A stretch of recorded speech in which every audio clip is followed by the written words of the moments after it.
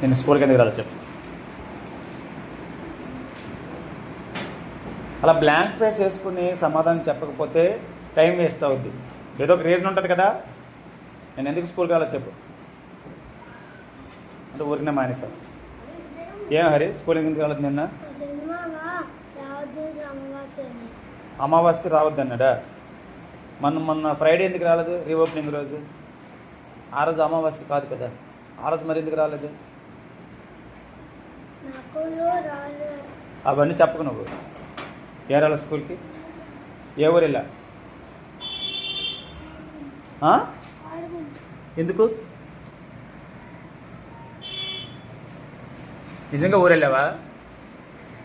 మీ ఇంటికి వచ్చి నేను మీ అమ్మ నాన్న అడుగుతాను.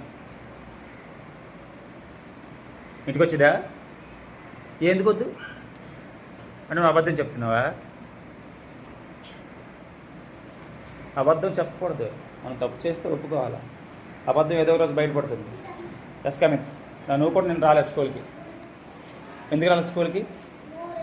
ఏ ఊరు వెళ్ళా? నిన్ను అడిగాను. నేను ఏ ఊరు వెళ్ళా?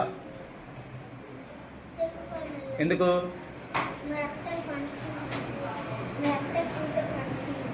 సరే కూర్చో.